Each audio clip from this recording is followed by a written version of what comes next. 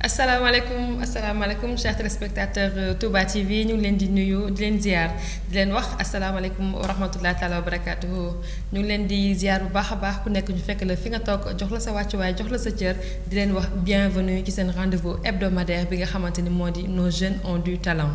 Nos jeunes ont du talent comme ni ñu ko defee woon bi mooy seen second numéro bi passé on a discuté de l'entrepreneuriat des jeunes defoon benn. focus li nga xamante ni mooy waa CJD tey nag dañoo accueillir beneen fédération li nga xamante ni moom la nos jeunes ont du talent di doxee saa su nekk mooy promouvoir les jeunes porteurs de projets les jeunes qui ont du talent jeunes yi nga xamante ni am nañ des idées dans la tête bëgg concrétiser loolu la émission bi jóg pour li nga xamante ni accompagner leen ci li nga xamante ni moo di seen ay projets. donc ci kaw loolu la ñuy invité ñi nga xamante ne nii ci kër gi lañ bokk muy waa fédération des étudiants managers muy waa FEM la fois passée jaar nañ fi mais dañ fi def benn flash rek donc tey dañu ñëw pour waxtaan ak ñoom ci li nga xamante ni moo di seen ay activités ak li nga xamante ne nii ñoom moom la ñu am comme projet boo ko déroulé accompagner ñi nga xamante ne mooy seen ay morom seen ay jeunes donc du ma def tu dul jox kàddu gi nga xamante ni mooy Rokhaya Niang moom mooy responsable de l'organisation. Ok, ça va et bienvenue. Alhamdulillah, merci beaucoup. Alors ki nga xamante ni moom la ñuy joxaat kàddu gi moom tamit moom mooy Serigne Fallou Thiam moo chargé des relations et des projets Serigne Fallou maa ngi lay ziar bienvenue. maa ngi lay ziar soxna Diarra Bousso di profiter ci occasion bi pour nuyu mboolem téléspectateur Touba TV di leen baal àq di leen baalu àq ci weer bu tedd bi. di leen ndokkeel di leen ñaanal yàlla nangul ñu suñu koor. amiin. defal ko waa kër gi tamit di Touba TV yàlla yokk seen mën-mën yokk seen kàttan lépp lu ñu bëgg daal yàlla defal ñu ko lu ko suñu jox defal ko mbooleem jullit nag. amiin amiin sëñ Fallou yàlla ñaan ngi dangu ndax koor gi moom métti na torop alors sëñ Fallou comme ni nga koy waxee rek saa su nekk ñun dañoo xarañ de jeunes yi dañoo am talent. ah oui ils en veulent les jeunes. ils en veulent donc jox leen ñu ci mu bari parce que soxla nañ ko.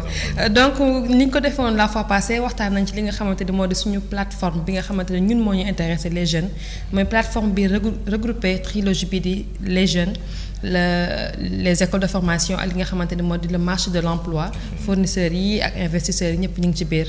donc dañuy ñëw ci fédération des étudiants managers Sëñ Fallou lan mooy fédération des étudiants managers. Je parlerai peut-être en français pour être plus à l'aise. na ko bëggee rek. Il faudrait déjà rappeler que fédération bi benn kuréel la boo xamante ni day booloo di dajale mboolem étudiants yi nekk Sénégal muy nekk public ak privé mais dañoo préférer concentrer wu ci privé parce que ci gox école yooyu lañ jóge léegi nag di fàttali ko ni que li waral création fédération bi c'est que on est parti de plusieurs constats à un moment donné.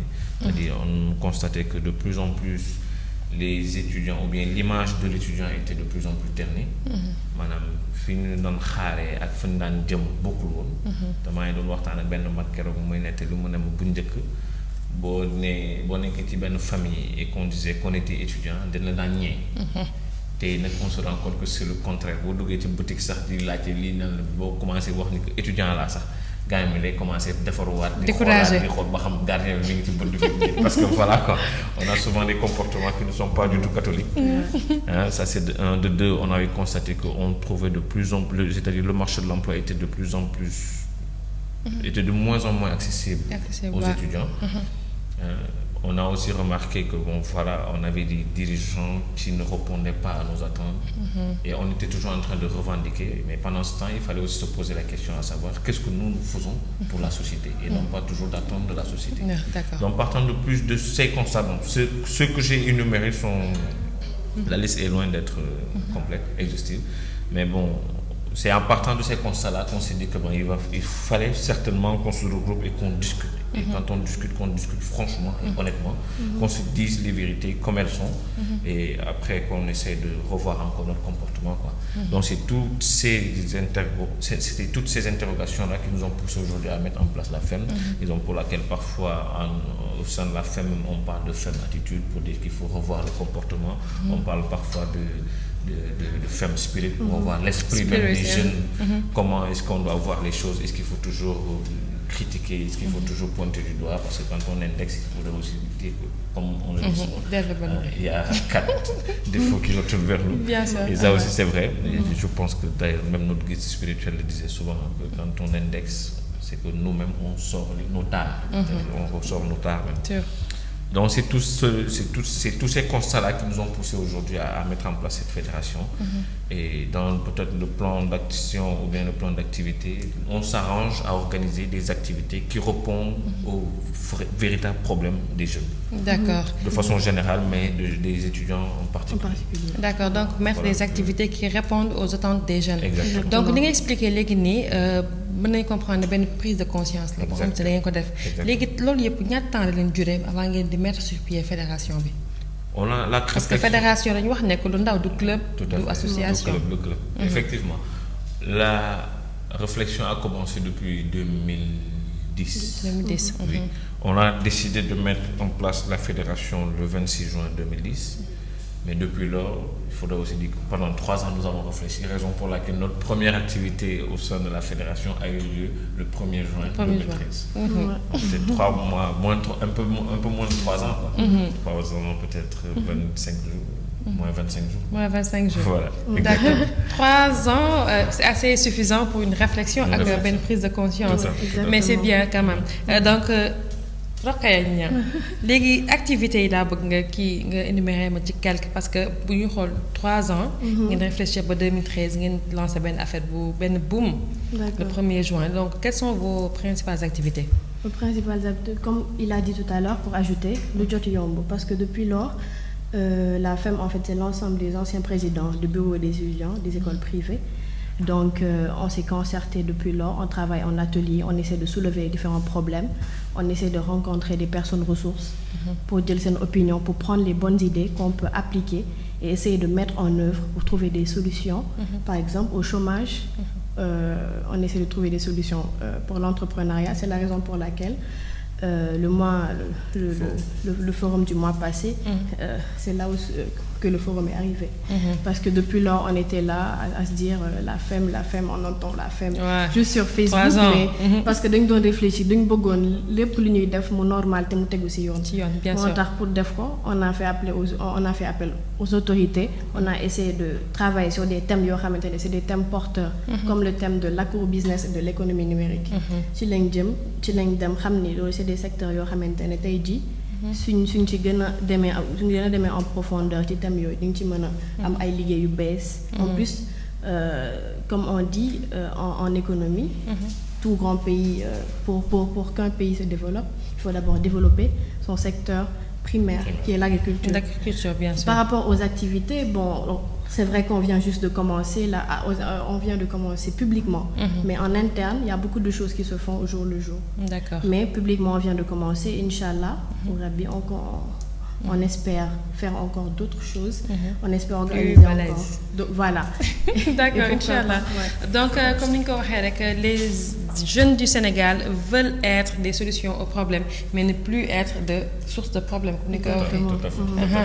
D'accord. C'est même la raison pour laquelle la vision même de la FEM, c'est d'être une référence pour les jeunes du Sénégal, d'Afrique et du reste du monde. C'est-à-dire on va être un levier puissant de développement et non pas une tare. Merci beaucoup. Voilà. Voilà, ce que je disais, c'est que nous, au niveau de la FEM, ce que nous souhaitons être, c'est d'être un levier puissant de développement et non pas une tare au développement. Voilà. D'accord, donc le message est passé à travers Touba TV. Donc, dañuy ñëw ci li nga xamanteni mo ñu intéressé muy forum sans emploi. Et là, la fois passée, je me suis forum sans emploi, SANS ou bien CENT. Les deux. Les deux, tout à fait.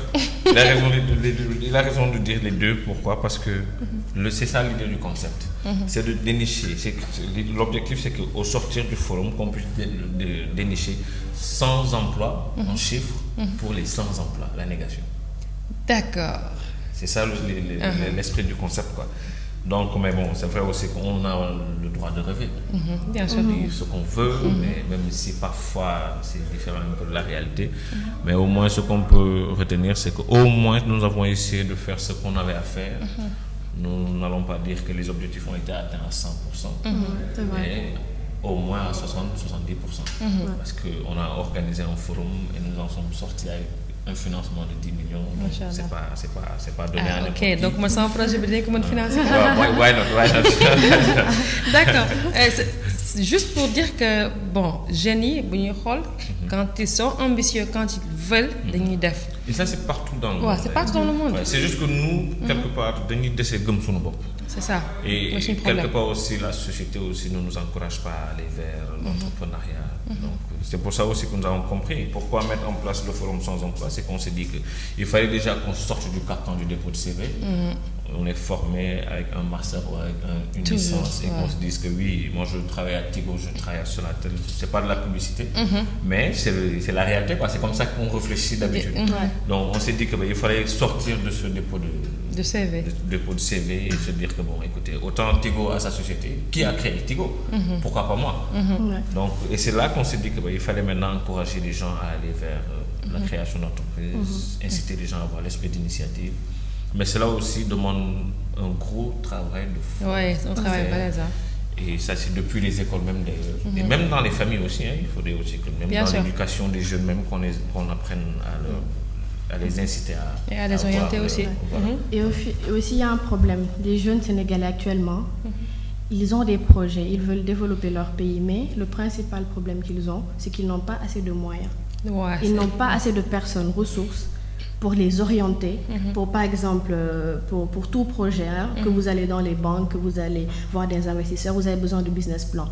Et un business plan, il faut qu'il y ait différentes étapes, il faut qu'il y ait différents, différents domaines, mesures qu'il faudra respecter. Mais si vous n'avez pas les compétences, mais si vous n'avez pas les personnes pour vous aider, pour vous soutenir, pour vous dire là il faut faire ça, à ce niveau-là il faut ça, ça ne peut pas aller. Mais bien sûr. Il y a plein de jeunes là qui en veulent, mais le problème c'est qu'ils n'ont pas d'appui. L'accompagnement. Exactement. Et nous sommes là pour faciliter la communication. On essaie de prendre les personnes ressources, les aînés, on les tire vers nous pour qu'ils puissent nous donner des conseils. Voilà, c'est sur ça que je voulais en venir, avant d'en venir au forum. Parce que gis nañ ne il y a des jeunes yoo xamante ne ni comme ni nga ko waxee dañuy pare seen formation 3 ans 7 ans plus pare ak benn CV bu def nii. Léegi pour ñu mën a mettre sur pied ce qu'ils ont dans la tête pour ñu génne ko concrétiser ko teg ko ne mu ngi nii lii laa bëggoon lii laa bëgg a def lii mën na ma aider pour ma développer li nga xamante ne bokk ci développement au Sénégal pour nekk solution au problème. Donc yéen dans vos activités est-ce que am ngeen benn partie boo nga xamante ne nii mooy informer les jeunes yu nga xamante ne par exemple def nañ formation wala sonn nañ mais xamuñu fu ñuy jaar orienter leen comme li ko Rokhaya waxee léegi nii ci chaîne bi. Exactement, c'est même la raison pour laquelle quelque part la FEM se veut d'être un centre d'incubateur. Incubateur, d'accord. C'est-à-dire on accompagne les jeunes dans la réalisation de leur projet. Même pas seulement dans la réalisation, mais déjà depuis la conception, la mise en place et la réalisation du projet. Et c'est dans ce sens-là d'ailleurs que nous avons entamé des négociations avec l'ANEJ, qui est l'Agence nationale de l'emploi des jeunes. Des jeunes, ouais. Bon, on est en négociation, on n'a pas encore finalisé le protocole d'accord, mais c'est cette raison principale-là qui nous a poussé à nouer ce partenariat avec les centres d'incubateurs. Même dans les démarches du forum, nous avons aussi ciblé le CETIC, qui est aussi un incubateur. Bien sûr. Et voilà, quoi. C'est un peu dans cet esprit-là que nous souhaitons accompagner les jeunes autant que nous pourrons.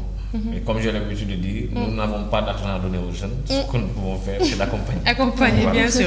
léegi nag sëñ Fallou soo paree na chèque bi ñëw parce que yaakaar naa ne li nga def nii xaw na jege pub je sais pas xaw na jege pub alors soxna si waaw. Et pour ce faire, nous avons décidé maintenant de monter dans chaque école ce qu'on appelle des cellules FEM. Les cellules FEM seront composés des différents présidents et des différents membres actifs de l'école. Donc là, ils auront carrément dans cette cellule toutes les informations qu'il faudra pour réaliser leur projet, qui il faudra voir, où il faudra aller, et aussi ils vont nous aider à l'organisation des événements et à tout ça. Et on a commencé par là et après on compte élargir ça dans tout le Sénégal, aller dans les régions et pourquoi pas aller à l'international. Bien sûr, bien sûr. D'accord, c'est très important kon ni ngeen ko gisee tey chers téléspectateurs ñoo ngi ci seen second numéro nos jeunes ont du talent tey nag ñuy accueillir ñi nga xamante ni ñooy fédération des étudiants managers muy FEM Sénégal ñu ñëw ànd ak ki nga xamante ni mooy Serigne Fallou Thiam ak ki nga xamante ni moo di Soxna Rokhaya donc sëñ bi damay ñëwaat ci événement bi ngeen organisé woon mooy seen première sortie bi ñu xool mooy forum bi forum bi ça a fait un boom. Il paraît. Il paraît ça a fait un boom hein. Excellent. Maintenant léegi est-ce que mën nañu tuuti ci organisation forum boobu noonu.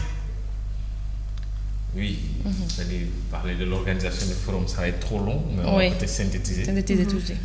Manière succincte. Voilà. Donc, il faut déjà dire que à plusieurs reprises, on a failli annuler. Ouais. Bien vrai qu'on a dû reporter à 2 reprises. Et la 3e fois, il fallait qu'on dise que non, les gars. Faut le faire. 3, c'est trop. Quoi. Donc, on a foncé avec les moyens de bord qu'on avait. Heureusement que nous avons eu de bonnes personnes qui nous ont compris et qui nous ont accompagnés. Et pas accompagnés dans notre...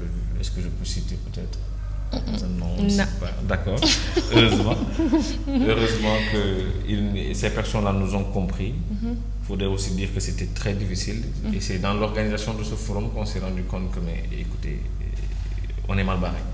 On est mal barré au Sénégal parce qu'on se dit que il est plus facile d'avoir un parrain pour un drapeau de lutte que d'avoir un financement pour une activité qui est censée contribuer au développement du pays. Et là, on s'est dit que c'est scandaleux. Et une fois encore, on s'est reconforté dans notre position de fédérateur, d'étudiant manager. Et là, il faut aussi dire que, heureusement aussi, quelque part, on a eu le soutien de quelques personnes de bonne volonté, je dirais aussi des institutions nationales, des étudiants aussi qui ont compris que voilà, la FEM, il fallait forcément soutenir et qui ont participé au truc. C'était pas aussi facile de trouver les intervenants. Parce que la plupart des intervenants, je dois encore le répéter, ont répondu de façon très spontanée. Et ça, c'était peut-être la veille.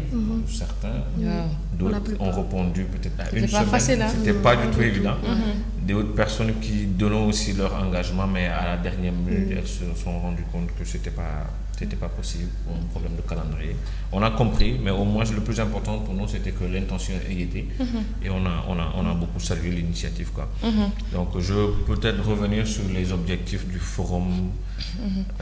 Oui, mais vous avez donné, je sais pas, vous avez pris comme thème l'entrepreneuriat, une alternative, l'emploi des jeunes. Pourquoi? C'est-à-dire, pourquoi est-ce qu'on a choisi l'entrepreneuriat comme une alternative? C'est ce que je dis au départ.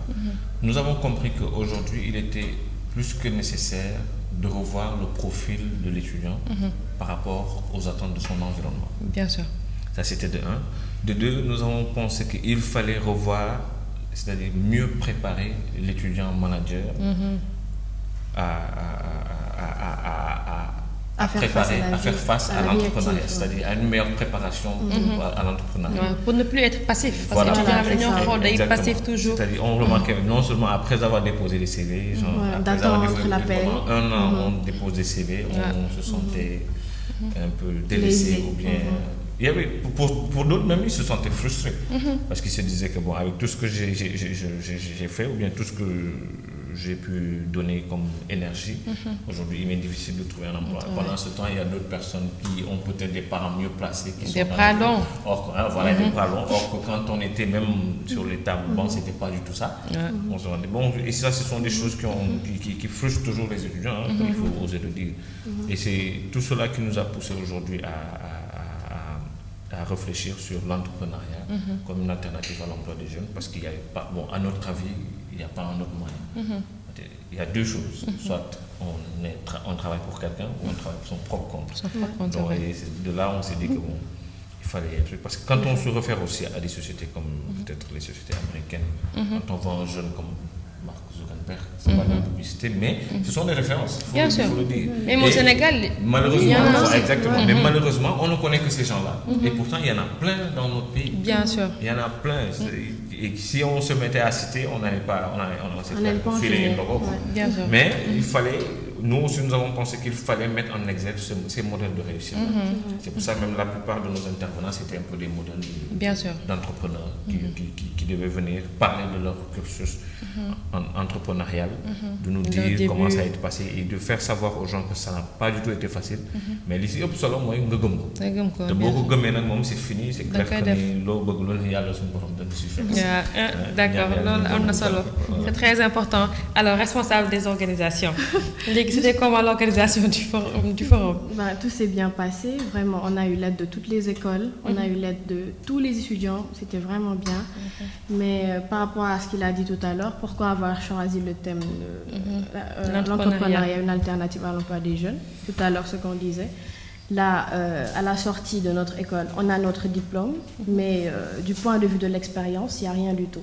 Et je pense que pour une personne de modèle et de référence, il te faut au minimum un background.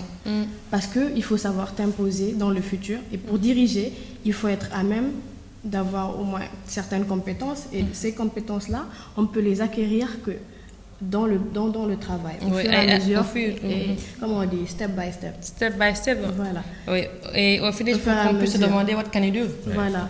Et comme on disait, au Sénégal, nous, ce qui nous manque, c'est des personnes qui nous motivent. Maanaam Sénégal da nga am projet waaye ñun suñu problème mooy da nga am projet fii ñëw nga ne lii moom du dem parce que lii moom lii mais il faut nga gëm sa bopp. Bien sûr. Parce qu'il y a un minimum mënoo jëm kanam te gëmoo sa bopp. gëmoo sa bopp les gens il faut tirer les gens vers le haut. Sinon doo dem. doo dem tàllal loxo bi ci suuf. non loolu ça peut pas aller vraiment ça peut pas aller même aux États-Unis par exemple lu tax ñoom ñu gën a gëm seen bopp par exemple tu vois dans les grandes écoles ils ont toujours ce qu'on appelle des personnes qui viennent pour parler avec eux pour les motiver. Des motivational speakers qui sont là tout le temps pour leur dire vous pouvez y aller, il faut faire ça, c'est pas you have a dream, maintenant vous pouvez le réaliser. Yes, nous on a besoin de ça. Yes you can.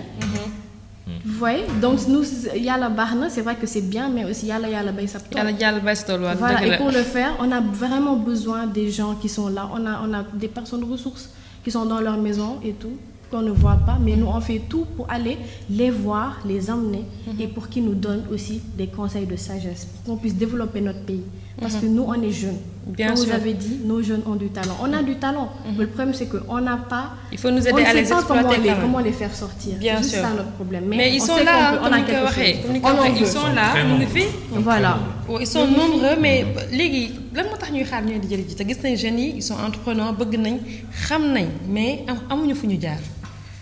Moi, je dirais quelque part un peu que les responsabilités sont partagées. Partagées, ouais. Sont partagées parce que même nous, c'est vrai que c'est à l'homme qu'ils ont pu se réaliser. Surtout qu'on est dans une société aussi où ça c'est vrai. bu nu lii alors am na benn proverbe sax bu ñuy wax naan bu nu xamee fi nga jëm. doo yegg. loolu mooy waral ñu mel noonu. dañuy nëbbatu. te ils ont parfaitement raison parce que xam ne ni que ci nëbbatu bi ci ngay mën a def li nga def kenn du la xamal kenn du ko foole. mais bu nu demee ba xam ni que yow ci lii ngay yëngu. lii nga def lii nga am mais c'est clair que waxuma la yow sax mais même sa njaboot sax duñu amati jàmm. bien sûr ñu fekk chaque jour ñu ngi ñëw sa kër ñu ngi def mais au lieu que ñu jéem a poser la question à savoir comment il a fait pour arriver à ce stade là naka la def lan mooy waral c'est-à-dire c'est pas seulement l'envie de vouloir faire mais dafa am tamit yoo xamante ni ay valeurs. Mais valeurs yooyu noonu tant qu'on ne les prend pas on les contextualise par rapport à ce que nous voulons faire c'est clair qu'il y a un problème. léegi loolu day fekk c'est le fait que les responsabilités sont partagées. Parce que loolu autant ci ñooñu nga xamante ni ils ont réussi dans le domaine entrepreneurial mais autant ci ñi nga xamante ni bëgg nañ àgg foofu noonu. parce que dañuy bëgg fa àgg taxul nga ni noonu da ngay brûler ay étapes. ay étapes sûr. suñu sëriñ yi li ñu wax ci daara yi leen wala loolu nekkul ndongam. doo nekk sëriñam ça c'est clair mais ñun nag dañuy bëgg brûler ay étapes on n'est pas poli. c'est pas bien. on n'est pas discipliné. on est trop pressé on n'est pas patient ñu c'est comme démb seen Assane di ma ko wax mu ne. léegi les jeunes ne lisent plus. c'est vrai. on est les plus loolu moom nous sommes fautifs c'est vrai. et puis on est responsable. c'est vrai au lieu de lire. tu Voilà. préfères xam nga viser sa page Facebook rapidement. c'est nga jël benn résumé.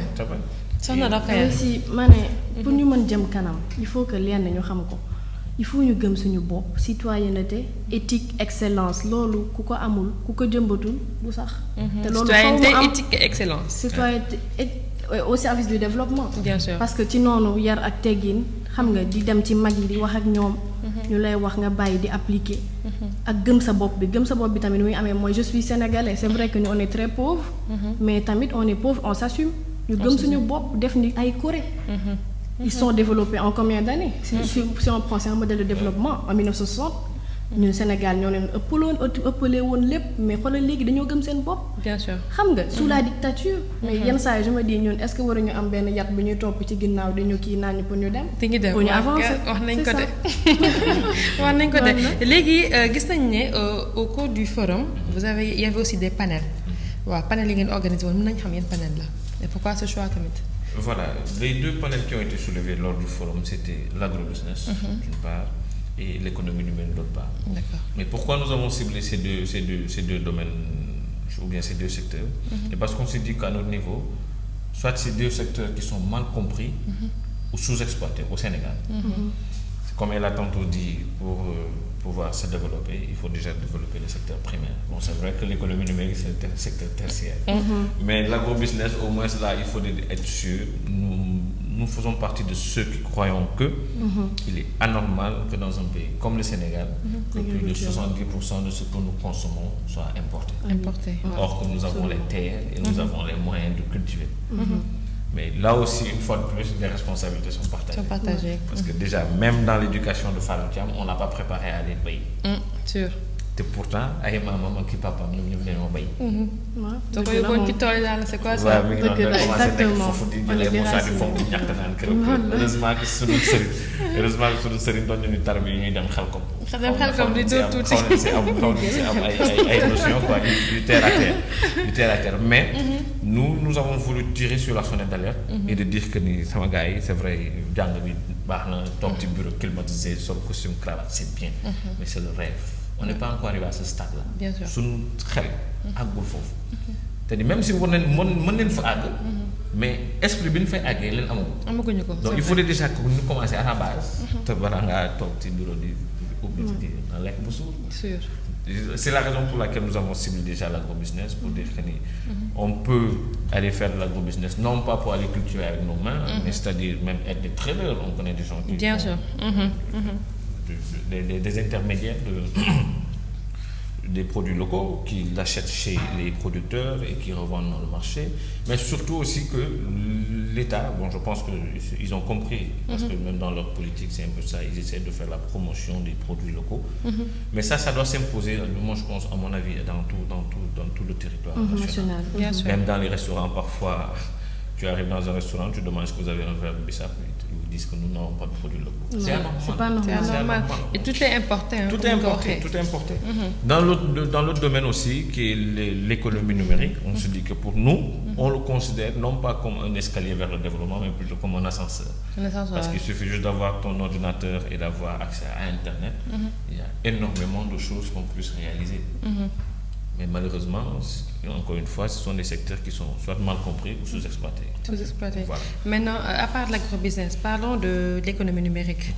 Parler d'économie numérique en Afrique, est-ce que ça ne pose pas problème? Parce que vu le statut de l'Afrique instant béni, ça ne pose pas problème. Même si ça cause problème, je pense qu'il faudrait remédier à ces problèmes. Il faudrait déjà... Il y a un préalable. Il y a un préalable, mais il faut déjà trouver... Et la solution, c'est la volonté politique. Si les politiques, c'est-à-dire s'entendent ou bien s'accordent un moment et décident de résoudre le problème de l'économie numérique ou bien d'Internet en Afrique, je pense que c'est très possible. Bien sûr. On a les infrastructures, on a les moyens. Oui, c'est une question encore de régulation du marché. Voilà, il faut réguler et il faut aussi avoir la ferme volonté de dire que bon voilà, on est à ce niveau X, on voudrait aller à un niveau Z ou bien Y. Mais tant que ces trucs ne seront pas réglés, c'est clair que ce sera toujours un problème parce que même dans la semaine j'entendais parler des étudiants parce qu'apparemment à l'université désormais il faudra s'inscrire à travers le net et il y a des étudiants qui se plaignaient que moi dans mon village où j'ai eu le bac, on n'a pas accès à Internet. C'est grave. Mais prendre une décision comme celle-là, sans tenir compte des préoccupations de ces populations, réalité, il y a un problème. Il y a un paradoxe. C'est léser c'est paradoxal. Et tant que c'est la raison pour laquelle je me dis encore une fois que c'est une question de volonté politique. Voilà. D'accord. Pharmacie, nous ajouter Même chose par rapport à ce qu'il a dit, par rapport à l'agrobusiness, on peut te donner les BABA, c'est-à-dire les basiques. Par exemple, là, quand on parle d'entrepreneuriat, comment gérer un projet et tout waxuñu ni que ñun ñu dem ci tool yi carrément bay mais que ñu xam nan la ñuy gérer semence yi xam nga nan la ñuy gérer baykat yi xam nga nan la ñuy gérer suñu finance beeg yooyu juste loolu comme ça ñun parce que y a des gens qui sont au village qui n'ont pas d'emploi ñooñu nag ñu amul dara ñoo ñëw fii te pourtant ay baykat lañ mais ñun suñu demee par exemple ñu xam exactement lu ñu soxla ci mois bi lu ñu soxla comme ñaar matériel yi ñu soxla ak yépp je pense que dinañ leen mën a cadrer par rapport à ça te lépp encore li ma wax rek nañ gëm suñu bopp et puis mag yaa ngi fi dinañ ñu aider bien sûr et de dire peut-être que si aujourd'hui peut-être on arrive à ce stade où les productions ne sont plus, c'est-à-dire on n'est pas autosuffisant alimentaire sur le plan alimentaire et parce que déjà baykat comme ñoo ñëw Dakar on parle toujours d'exode rural. L'exode rural li ko waral mooy que ni ñi daan bay li ñu daan bay bu ñu paree seen production les productions n'étaient pas écoulées. C'est anormal que dans un pays comme le Sénégal qu'un producteur de mangue finisse de produire sa mangue et qu'il se retrouve en train de verser des mangues pourries sur la route. boo jëlee pour yenn saa yi boo jaaree foofu da nga gis ay mangues yu c'est que Sénégalais xamuñu consommer local. Pourtant il y a une fois j'ai écouté un directeur de société qui disait que on consomme énormément de jus de fruits mais tous les jus de fruits consommés au Sénégal sont importés. Et pourtant dañuy produire ay fruits mais pourquoi pas avoir c'est-à-dire des industries qui traitent ces produits-là et qui aujourd'hui peuvent c'est-à-dire en faire des produits qu'on mettra à la disposition des Sénégalais. C'est ça mais instant bi ça pose problème parce que chaîne bi booy xool benn maillon bi dafay dañ. parce que bu fekkee les agriculteurs en personne ñu ñëw Dakar. Dakar amul tool. Justement. léegi ñu ñëw Dakar fekk fii ñi nga xam ne ñooy vivre dans le milieu urbain ñu jël gaal gi dem. Exactement. Donc comment est-ce que pour dajalewaat ñëpp du poser problème. foofu la état bi waroon ñëwaat ñii doon béy dem leen béy su ngeen béyee man dinaa def léegi. Une fois yéen ñi dem gaal gi di dem di liggéey Europe am ngeen seen diplôme. non gaal gi moom il faut ñu bàyyi gaal gi. parce que c'est pas la solution dem bi du solution bi. xam nañ ko de. c'est-à-dire on a beau dire d'accord dafay métti. ñi kii yenn saa yi di wax naan ku yuuxu rek da nga ragal wala. ku njëkk a yuuxu da nga ragal mais c'est-à-dire ban li ma gëm te c'est ce que je dis toujours. dem c'est pas la solution parce que dem à mon avis c'est une fuite de responsabilité. parce que fi ngay dem foofu noonu da nga fekk ñooñu dañoo toog liggéey métti woon na trop. mais dara xëyul sotti. dañoo toog ñefe ko ba mu mel ni mu mel tey ñëpp di leen ñee. ñëpp bëgg faa dem c'est clair. mais bu ñu toogee def noonu ñu def la même chose c'est clair que ñun tamit dinañ toog ay jamono. dinañ flatter. Et par rapport à l'agrobusiness c'est un secteur en émergence parce que xool le Sénégal on n'a pas de boutique bio on n'a pas de supermarché bio. te le monde là où on est les gens ils consomment que du bio à cause des problèmes de santé et autres par exemple fii je sais que. lu ma leer la ni suñu consommer bio suñu béyee bio sans OGM tubaab yi ñoo nar a ñëw ba fii jël seen ay carreaux dugal ci yóbbu ko ndax léegi presque pays développés yépp muy États-Unis ak muy France ak fépp utilisent que des OGM des produits chimiques toxiques qui amènent des cancers mais nous fii nii ñun am nañ capacité bay sans engrais chimique am nañ capacité bay naturellement on commence d'abord par ñun assurer suñu autosuffisance alimentaire ba pare jéem a xool lu ñuy exporter produits yi loolu suñu ko defee moom genre yaakaar naa chômeur dootul amati. dégg nga loolu. donc benn projet mu ngi noonu ah. c'est un projet donc projet instant bi plage yaa nga def. ne que li tax genre je me réjouis aussi de l'organisation du forum c'est que gis naa samedi dernier. j'ai vu des étudiants yoo xamante ni bon ils sont membres de la famille. ils ont participé au forum et que eux au lendemain du forum dañoo dugg ci àll bi. Ah ouais? Ils ont créé ils ont créé leur ferme agricole. Samedi soir on s'est vu.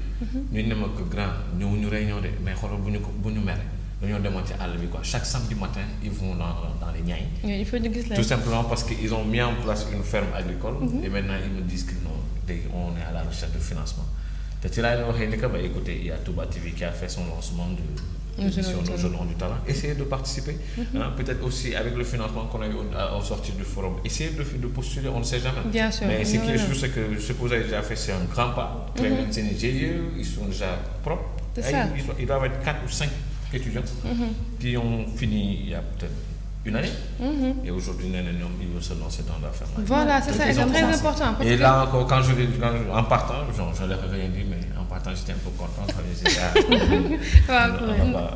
Oui, et par rapport encore à l'économie numérique, là aussi il y a plein de choses à faire parce qu'on est comme là, on a e-commerce, Internet, le e-commerce, et même par rapport au e-learning. On peut tout apprendre maintenant via Internet. Internet, bien C'est sûr. très simple. Et en Afrique, il y a des personnes ici qui créent leur propre tablette. Et pourquoi pas nous? On a tout ce qu'il faut, on a des écoles qui sont là, les plus grands ingénieurs, ils sont là, ils sont au Sénégal. On a tout ce qu'il faut, on a la matière première. Donc, lu des daal mooy appliquer gëm suñu bopp xam nga jéem a dajale projet yi suñu amee ñu demee nga toog internet fas jom bu def suñu ay recherche prof yaa ngi école par exemple des fois mën nga dem ci prof yi exposé ñu jàppale mais aussi Sénégal am na benn problème mooy da nga am sa projet problème encore da nga am sa projet xam nga defar ko ba mu nice ñëw teg xam nga ñëw jox ko kenn kooku photocopier ko mu réaliser ko parce que kooku ëpp moyen donc ñu bëri aussi fii am nañ lu bëri lu ñu làkk mais dañ koy ragal sax won am ñoo xam ne dañuy ragal sax won seen frère wala seen cousin wala seen prof parce que moo la mën a appuyer c'est vrai moo la mën a jàppale ba pare yow day jël copie ba léegi moom lu am moom xanaa dem protéger et ça c'est dans tous les secteurs dans tous les secteurs parce que dañuy gis ko am moyen quelqu'un qui a les bras am na ko am na moyen nga ñëw ak sa tête mais ça prend des jours pour rédiger affaire bi yow jox ko ne ko grand jàppale ba ci lii. mais gis nga man je suis de ceux qui croient que gis nga lu jot yomb. yàlla gëmul nelaw. Man j'ai un projet que je mûris dans ma tête depuis peut-être 2 ans. Touba là parce que moi je vais aller à Touba. Je ne veux pas rester à Dakar. Mais à chaque fois que j'en parle avec les frères de mon père, ils me disent toujours toi ce que tu dis là il faut garder ça dans ta tête bu ko wax. parce que boo ko waxee gis nga Touba am na ay milliardaires yu fi toog dañuy xaar ba commencé rek. ñu ñëw defar bu ko gën a grave. mais man li ma leen wax mooy que ni gis ngeen loolu noonu bu ko keneen réaliser te mu mën ko doxalee comme parce que le projet tant qu'on n'aura pas c'est-à-dire bu ñu xoolaatul suñu bopp ne que li may def nii. est-ce que c'est pour que man rek ma jëriñ. il faut dire que mu jëriñ askan bi ngay ne bi nga nekk. te yaakaar naa c'est même les raisons pour laquelle notre guide spirituel Cheikh Ahmadou Bamba disait c'est-à-dire liggéey lu tax muy nekk jaamu yàlla c'est que ci biir liggéey bi da ngay sentir ne que yaa ngi jëriñ nit ki. yaa ngi jëriñ nit ki mais du yaa ngi nekk liggéey bi pour jëriñoo la. te man conception boobu laa am man que certes je peux avoir mon projet si j'ai pas les moyens de le réaliser et qu'il y a une autre personne qui puisse la réaliser. qui puisse le réaliser comme il se doit. et qui ait les mêmes impacts que yi ma xalaat. pour man amul problème. ce qui est sûr c'est que beneen yoon yàlla dina la mayaat beneen xel. parce que xel boobu noonu yàlla moo ko may lu tax de pose la question lu tax nga may la ko may ko keneen ki. mais xel amul limite. amul limite problème bu ñu fekkante ni genre xalaat nga ko keneen ñëw réaliser. mu am impact positif yooyu dans aussi bien pour le promoteur que pour les bénéficiaires. tant mieux. nga xalaat ci beneen affaire ce qui est sûr c'est que yàlla suñu borom dina la fekk. du la bàyyi ça c'est sûr léegi sonn nga ci am lii man maa ko baax. te loolu day am. day am c'est vrai il faut y c'est pour ça aussi qu'on parle parfois de faible spirit. esprit bi il faut leen ñu ko c'est-à-dire affaire di nëbbatu yi. mais tubaab bi lu tax bu doon loolu kon ñu am xam-xam. kon internet kon duñ ko jëriñoo. parce que li nekk internet yëpp c'est rare de voir ay contenu développé par les Africains. waaw c'est ça loolu gis lu ne da ngay gis tubaab moo am benn expérience am ñëw di ko nettali internet. ça c'est vrai boo la nga copier-coller c'est tout. yow kañ la lay copier-coller. c'est vrai mais léegi rek et c'est très important li ñu wax nii donc ñu leen di rappeler ba tey ci seen second numéro nos jeunes ont du talent tey tamit dama ak ay jeunes yoo xamante ne macha allah ils ont du talent mooy waa fédération des étudiants managers macha allah ils ont du talent donc léegi dañuy ñëwaat ci li nga xamante ne mooy comme ni ñuy wax rek entrepreneuriat les jeunes au Sénégal les jeunes sont entrepreneurs ils ont quelque chose dans la tête am na ñu am seen xol am na ñu am seen kii mais il leur manque les moyens. wax nañ léegi dafa am benn fu mu bëgg ñu dugg foofu mooy chaîne d'action solidaire bi ñuy wax. naan par exemple soo jaagee ba pare benn Fallou Thiam mu lay xaar fii soo ñëwee dina la jël nga dem gisoo Fallou Thiam yooyu non jàddal ok mi ngi foofu. nga dem wala ñu ne non am na benn structure bu tudd. aider les jeunes. soo fa duggee nga ne je demande des informations ñu jël paperasse bu baax jox la ko. nga dem tu lis tu reviens ñu ne non reviens plus tard. est-ce que vous y croyez que chaîne d'action solidaire boobu mi ngi dox normalement comme il se doit. non doxul c'est-à-dire si ce n'est que par rapport aux institutions wala agences yi ñu mettre en place pour loolu noonu. man je me dis quelque part que c'est leur mission ils ont failli à leur mission.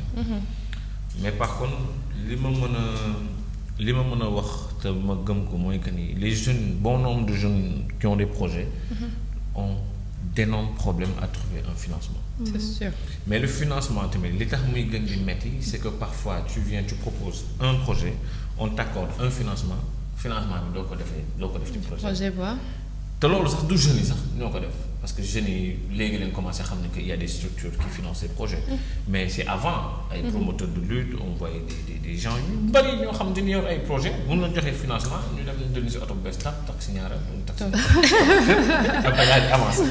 Malheureusement c'est-à-dire c'est vrai on a beau c'est le visuel c'est l'apparence c'est bien beau mais malheureusement conséquences yi. du ci ñoom lay dal directement mais ci ñun la. parce que tey aujourd'hui des banques yenn saa yi boo imaginer koo xam te ni dafa jàng monter projet dem ci banque. yow koo xamante ni jàng bi muy jàng sax dañ koy fayal bourse. waaw bu ñu ñëwee jox la projet nga laaj ko garantie. garantie boo xamante ni c'est toutes ces années d'études. du hypothèque kër papaam ak yaayam. xanaa possible te bu fekk encore que sa papa ak sa yaay. amee kër ça c'est vrai. te laaw tamit je me dis que ni loolu c'est pas rationnel. C'est pas rationnel bu fekkante ni gars yi dañuy bëgg on ne refuse pas que vous demandez des garanties. mais demandez des garanties mais mettez aussi des garde-fous. C'est-à-dire il ne suffit pas d'octroyer le financement au projet. mais il faut surtout aussi suivre l'évolution du projet, la réalisation et de donner et de décaisser les montants de financement en fonction des besoins du projet. Bien sûr. Mais bu fekkante ni genre on veut se limiter juste à décaisser le montant et puis dire que bon voilà dans 2 mois tu commences à verser 100 000 200 000 400 000 c'est clair que ça ne colle pas. visa lay jënd dem.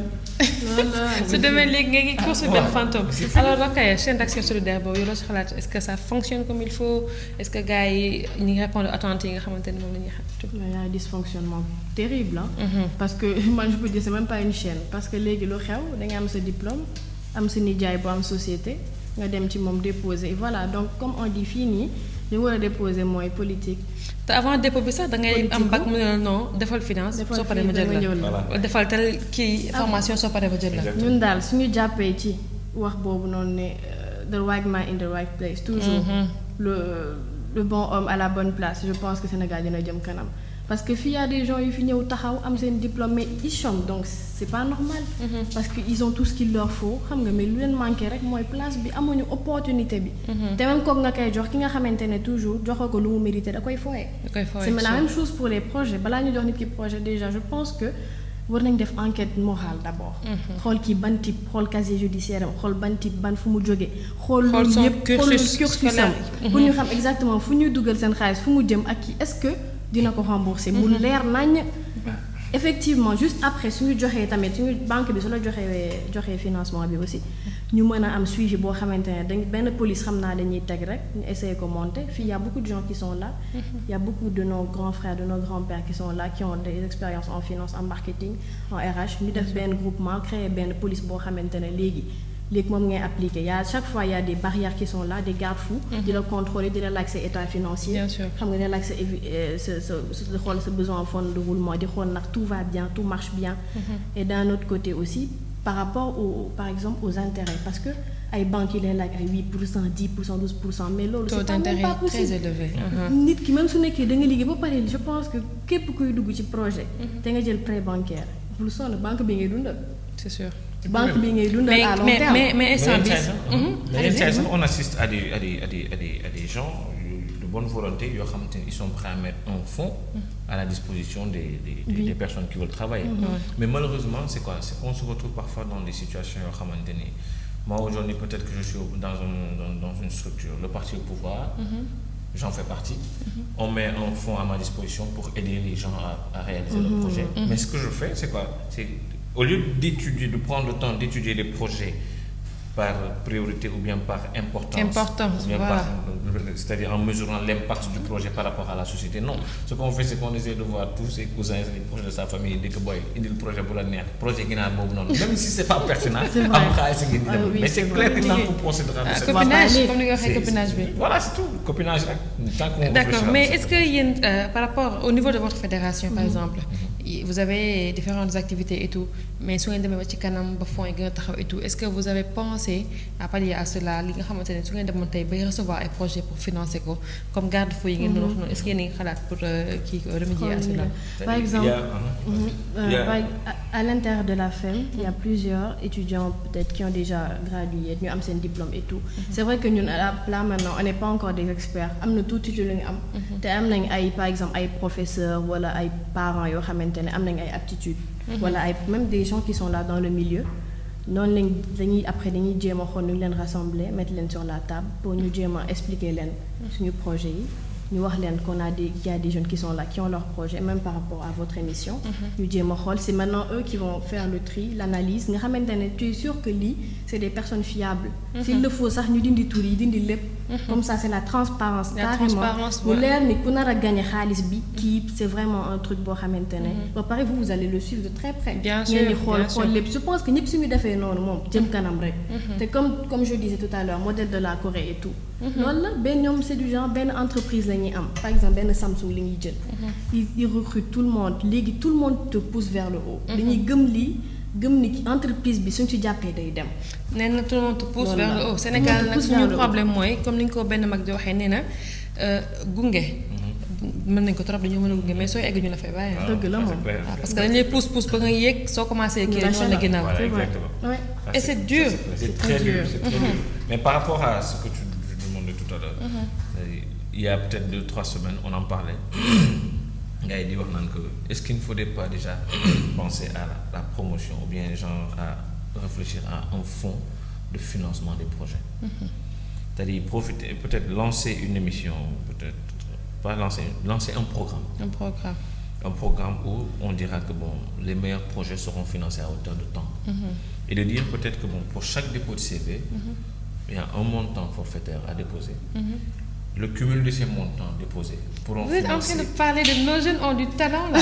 Ah bon? Et c'est comme ça que Et vous savez très bien. Non, malheureusement, je ne savais pas que c'était comme ça que ça fonctionnait. Vous êtes en train de parler de notre émission là. Malheureusement, je ne savais même pas que c'est comme ça que ça fonctionnait. Ouais. Mais on se disait que avec les montants de dépôt de CV, les montants déposés lors du truc de la souscription, on pouvait en financer 2-3 projets qui pourront être rentables. Le temps de rembourser, on finance d'autres 3 projets qui peuvent être rentables, et ainsi de suite. Mais quelque part aussi, on se dit que bon, puisque nous ne sommes pas encore experts, prenons le temps de réfléchir et de voir, d'étudier comment est-ce que cela pourrait se faire pratiquement. Et aussi dans la transparence totale. Et c'est exactement l'objectif de l'émission Nos jeunes ont du talent. Parce qu'à chaque terme de l'émission, je lance un appel, que tu sois jeune, ambitieux, porteur de projet, un leader. Mais un leader c'est dans la tête. Oui, c'est dans la tête. Oui, c'est ça. am na ay challenge yu doy waar yu lay xaar ci fii Nos jeunes ont du talent. On vient juste de débuter mais incha allah di ngeen ci gis dara. Donc léegi dañuy ñëwaat ci problème mu financement yi wax nañ ko léegi nii. Mais est-ce que les jeunes sont assez informés de ceux qui financent ñan ñooy financer est-ce que xam nañ ko. Problème mu communication problème mu information. Mais même s'ils ne sont pas au courant, mais s'ils ne sont pas au courant aussi, une fois de plus encore, les responsabilités sont partagées. Parce que ni eux communiquer ne communiquent pas. Ah, sûr. Il y a pas mal de structures, parce que comme une fois j'ai entendu qu'il y a la première dame qui a déposé un fonds de 1 milliard dans une banque de la place, et hop, tout le monde se jette à la structure de banque. Mais même là aussi, est-ce que c'est régulé? C'est ça. Est-ce qu'il ne faudrait pas dire les choses, comment ça se passe, oui, dire que voilà, nous avons un montant de temps que nous mettons à disposition des porteurs de projets, voilà comment ça se passe, voilà. Mais il faudrait en faire une campagne de sensibilisation, une campagne de communication. Malheureusement, c'est pas fait, c'est dans une cahier forti, oui. Dès que tu peux être on a vraiment beaucoup d'initiatives, mais notre principal problème, on n'a pas de suivi. Ak li ñu mënti def on n'a pas de suivi vraiment au début ñun c'est que Sénégalais début rek la am. Début bi c'est bien beau vraiment tout est beau mais après plus ñuy dem plus ñuy bàyyeeku donc après tout est réduit à zéro. wala nga dem benn montant dugg rek nga ne après nga ne wala mu dugg au lieu nga dugal ko compte bancaire. xaar di dox séparer bénéfices yi. ak dépenses yeeg yëpp comme ça après nga dajale ko pour réinvestir mais ñun c'est que notion boobu lañ amul notion de réinvestissement. Ñun on sait que consommer. wala ñu produire après loolu noonu ñu produire mu am retour sur investissement. ñu dugal ko suñu biir. et puis jeex na. donc jeex na di xaaraat keneen ku ñëw investir ak ñu defaat la même chose. et par rapport aux structures aussi il y a des banques qui sont mais c'est que ñun aussi dañoo xaw a ragal banque tuuti. ndax taux d'intérêt yi taux d'intérêt yi ba pare xam nga di nga leen laaj ay kii titre foncier affaire yooyu. dafay metti te aussi il y a des investisseurs qui sont là. qui viennent mais nooy amee accès ci ñoom. mais franchement nag étudiant fa la jëlee garantie. loolu problème bi loolu mooy wax ji sax. c'est pour ça que je dis que même yenn saa yi sax même boo joxee garantie un étudiant qui donne une garantie doit déjà être sceptique. ça c'est clair. et comme parfois il y a des banques yoo xamante ne waaye xam ne que waaye garantie bi baax na. ils savent que le projet n'est pas rentable. Ils financent. Tout en sachant que quel que soit alpha moom garantie bi maa ngi moom damay téye garantie bi. mais xam nga étudiants yi rek ñoo feeñ parce que ñoom ñi ngi kii mais dans le milieu informel tamit c'est comme ça. tout à fait c'est comme ça. parce que ñoom tamit dañuy am ay idées am ay projets am ay talents. man gis j'en connais des gens man j'habite la banlieue. j'en connais des gens yoo xamante ni banque bi day ñëw jékki-jékki jël seen lal ak seen armoire yu. ouais grave. te lan armoire la. quand tu prends c'est-à-dire bu demee. kon c'est clair que ni kooku dafa joxe garantie. garantie sûr. kon bu demee bay jël la armoire qui peut coûter 1 million c'est clair boo demee montant bi ko alloué sax 500 000 c'est sûr. et l'autre fait c'est que là par exemple avant l'organisation de l'événement on a eu à se rapprocher des différents ministères et tout ça pour nous régulariser mais ils nous disent mais vous êtes où on ne vous voit pas on ne vous connaît pas mais nous on attend que vous c'est-à-dire eux ils sont là. Ils parlent tout le temps avec le président, avec le ministre et tout, avec les ministres, mais ils ne nous voient pas. On est mais là, nous sommes là, nos jeunes ont du talent, franchement. On n'expose pas nos problèmes, mais vraiment nous sommes là. Donc nous aussi, nous jeunes, dañu war a xam gëm suñu bopp. Tey jii je me dis que tey soo bëggee audience ci benn premier ministre wala benn président, tu passes par la procédure, hein. Éviter bras longs yi. Bind sa lettre vraiment normal, bind sa lu pertinent. Da ngeen def déposer. Mais si je suis d'accord avec toi. Je suis d'accord avec toi. Mais si on est arrivé à ce stade-là aujourd'hui, c'est le waral loolu. Il y a parce qu'à un moment donné, on respectait la procédure, mais la procédure ne marchait pas. Ouais, c'est sûr. Donc après, on est obligé de faire ce que le système nous impose. Alors débat bi neex na trop te fu mu neexee dama waa régie commencé di xoj. Je pense que temps bi ngi commencé jeex mais nag dañ koy continuer parce que lii yaakaar naa ni du yam fii de incha allah. Donc par rapport au forum dañuy ñëwaat tuuti waxaat ci est-ce que vos objectifs ont été atteints. li ngeen doon xaar ndax ñëw na. Bon pour être honnête je dirais comme je l'ai dit au début. On a peut-être atteint nos objectifs peut-être à 60%. C'est pas ce qu'on aurait souhaité. Ce que nous aurions souhaité c'était de dénicher 50 emplois dans le domaine agrobusiness, 50 dans le domaine de l'économie numérique. Et ça fait tout la mais là aussi c'est vrai qu'on n'a pas trop de critères qui nous permettent de chiffrer le nombre. Mais je me réjouis du fait qu'il y ait déjà 5 boys yu dem créer seen ferme. seen benn ferme et je me réjouis aussi du fait qu'on puisse bénéficier c'est-à-dire on a mis à notre disposition un financement de 10 millions pour financer des projets aussi bien dans le domaine de l'économie numérique que dans l'agrobusiness. Et partant de ces deux critères-là, on se dit peut-être que bon voilà, l'objectif a été atteint. Sauf aussi que quelque part je dirais que la mobilisation telle que nous l'avons souhaitée n'a pas répondu. Et c'est dommage. Et encore une fois, je me dis aussi que là, il faudrait aussi attirer l'attention des jeunes pour qui le projet a été, l'activité a été organisée. D'accord. J'avais l'habitude de dire que c'était un projet qui était organisé par et pour les étudiants. Mais malheureusement, ça a été organisé par les étudiants. Mais bon nombre n'ont pas répondu. D'accord. N'ont pas répondu. loolu dinañ ci waxtaan ak incha allah. Ça nous a coûté énormément de frais parce qu'on aurait pu prendre une salle beaucoup moins chère que de prendre une salle au Méridien et ça c'était pour réunir toutes les conditions commodes pour faire des vraiment balèze. C'est comme ça qu'un parrain nous disait mais voilà yéen da ngeen a fuy parce que nous ko nekk ay étudiants bëgg a organiser ça mais il avait parfaitement raison. Mais c'est que nous aussi on était trop dans l'optique de vouloir bien faire, de vouloir mettre les étudiants en truc parce qu'on disait que notre cible c'était les étudiants, on voulait les mettre à l'aise. Mais malheureusement et puis ce sont des choses aussi yoo xam day décourager loo dem. D'accord. am ñoo xam ñu bari ñoo xamante ni au sortir du forum depuis lors ñoom ils sont un peu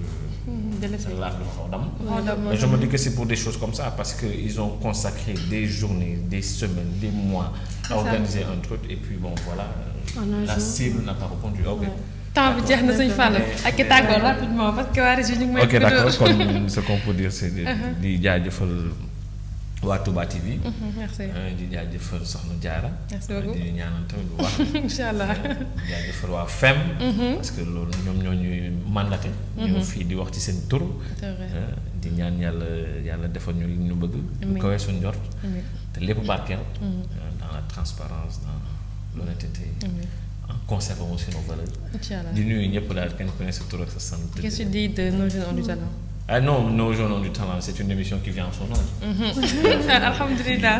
Donc, le temps file, bon, et par rapport à ça, bon, juste un briefing. Tout à l'heure, ce qu'il disait que l'immobilisation, ça n'a pas été atteint et tout ça, c'est vrai. Mais il faut voir qu'il y a beaucoup de jeunes là qui ne sont pas encore conscients des ampleurs.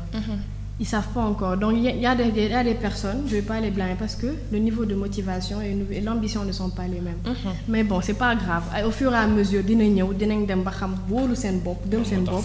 et puis ça va aller. Alors, et je tiens à remercier tout le monde, vraiment, notamment les membres de la FEM, le coordonnateur, tous les membres, et vous aussi, vraiment, votre PDG, vraiment du sommet jusqu'au bas de l'échelle. Je vous remercie et je vous souhaite une très belle continuation. Et par rapport à nos jeunes ont du talent, vraiment, je peux dire que c'est une très belle initiative. Amen.